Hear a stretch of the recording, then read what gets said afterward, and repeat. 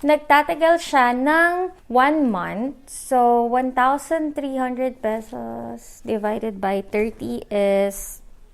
Love, 1,300 divided by 30.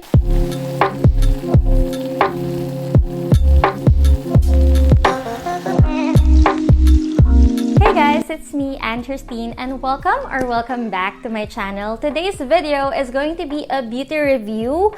We are going to be reviewing itong Pure Beauty Collagen Powder. 2 months ko siyang ginamit. So, nakaubos ako ng 2 pack. If you're not new to this channel, you probably watch yung review ko wherein 2 months ko din ginamit yung Frozen Collagen with Frozen Detox, Lacell Gluta, and Lachelle Vitamin C. If you haven't watched it, I will link it down below. Kaya ko siya na-mention kasi since pareho ko silang na-take and pareho din yung duration, 2 months, I am going to give a comparison sa later part of this video. So let's get started. First, let's talk about the price. So, itong pack na to is 100 grams and it costs 1,300 pesos. Nasa ganun talaga yung price range niya, 1,200 to 1,300 pesos. So, kung i-divide natin siya ng 30 days, kasi 1 month siya nagtatagal, parang nasa 43 pesos per day yung nagagastos mo for this collagen. Pero yung iba, sabi nila, more than 1 month daw, tumatagal sa kanila. But ako kasi, 1 month lang tumagal sa akin. Ito kasi, pwede mo siyang inumin ng once a day lang or twice a day. Yung once a day na yon, 1 teaspoon per drink. Ang ginawa ko na lang, para hindi ko siya twice a day, pero para na rin akong nag-twice a day, nag-2 teaspoon ako per drink. So, dun sa 2 teaspoon per drink na yon, tumagal lang siya sa akin ng 1 month. Now, let's talk about the ingredients. Itong Pure Beauty Collagen na to, hindi lang siya collagen lang. Meron din siyang hyaluronic acid, CoQ10, and glutathione. As we all know, si collagen is beauty protein siya for skin, hair, and nails. So, this one is marine collagen or fish collagen. And then, hyaluronic acid, it works to nourish and hydrate collagen, which keeps collagen fibers elastic for moist and supple skin. So, parang may synergistic effect sila ni collagen. And then, CoQ10 naman is an antioxidant for cell growth and maintenance. Glutathione, alam nyo na yan, it's also an antioxidant na ang side effect niya is pampaputi or pampaglow ng skin. Dito sa harap, guys, makikita nyo nakalagay 100,000 mg. But please, don't think na yung 100,000 mg na yun, collagen lahat. Kasi baka akala nyo 100,000 mg yung laman niya na collagen. No, collective yun. Kung makikita nyo dito sa likod, nakalagay yung fish collagen powder niya is 83,333 mg. Glutathione niya, 333 mg. HA niya, 83 mg. Vitamin C, 167 mg. And so on, hanggang sa maging total siya na 100,000 mg. And dito sa likod, merong directions kung paano siya iinumin. Ihahalo mo lang siya sa any drink. Sabi nung iba, pwede naman siyang ihalo kahit sa water lang. But, hindi ko tinry gawin yon kasi ayokong malasahan yung collagen. Hindi naman sa unacceptable yung taste niya eh. Pero ayoko lang na parang may aftertaste, ganon. And kung pwede naman siyang ihalo sa ibang drink na may flavor para mas hindi mo siya malasahan, why not, diba? So far, ako, na-try ko siyang ihalo sa apple juice, Pocari Sweat, coffee, green tea, and pomegranate juice. Sa lahat ng 5 yon, pinaka hindi ko siya nagustuhan with coffee. Parang hindi ko ma-enjoy yung coffee ko kasi merong weird na taste. Pinaka na-enjoy ko siya with green tea kasi para lang akong umiinom nun ng chai tea latte. Gusto ko rin siya with Pocari Sweat and apple juice. Kaya lang, para sa akin, napansin ko kasi na mas natutunaw siya, mas nagbe-blend siya or nagmi-mix well siya with a hot drink. Naging regular sa akin na hinahalo siya sa hot na green tea. And again, para ka lang nag-chai tea latte. And then it says here na use 1 teaspoon sa pag-a-add sa favorite drink mo. Tapos for best results, drink 2 times per day. So, katulad nga ng sinabi ko sa inyo kanina, since ayoko na mag-prepare ng drink ng twice a day, ang ginawa ko na lang, pinaprepare ko yung drink once a day, but instead of 1 teaspoon, 2 teaspoons yung nilalagay ko sa drink ko. Did I take other supplements nung tinitake ko to? The answer is no.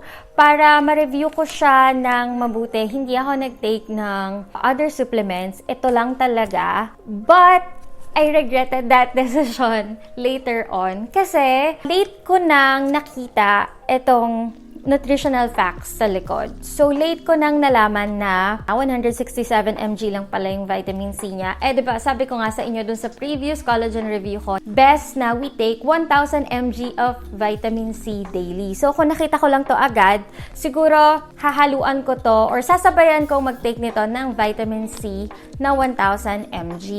Tapos, late ko na rin nakita na yung glutathione niya, 333 mg lang. So, baka sinabayan ko rin siya ng glutathione. Others, ang sabi nila, ang best glutathione daw na isabay dito is yung Luxent. Marami kayong makikitang reviews na yun yung sinabay nila dito. Either sinabayan nila ng Luxent na Glutacaps or sinabayan nila nung Pure Beauty Collagen na drink. Kasi merong nakamaliit na bottle na drink na same with this, diba? But for me naman kasi, parang overkill na yon. Gagastos ka na ng 1,300 for this, tapos gagastos ka pa per bottle dun sa drinks na yon. And collagen din, same lang, diba? So, for me siguro, pili ka na lang kung yung drink na naka-bottle or itong powder. And then, sabayan mo na lang siya ng glutathione and vitamin C. Now, let's talk about the results. So, nagustuhan ko ba yung result sa akin ng Pure Beauty Collagen Powder ng ito lang, walang kasamang iba? The answer is yes, nagustuhan ko naman kasi as you can see, happy naman ako with my skin's current condition. It's just that, sabi nga nila, comparison is stiff, diba? Since nasubukan ko din yung frozen collagen with Lazelle Gluta and vitamin C, and sobrang nagustuhan ko talaga yung glow ng skin ko that time. Kung mapapanood nyo yung review ko, nagpakita pa ako sa inyo doon ng clips ng mga vlogs ko kung saan ang ganda talaga ng pagkaka-glow.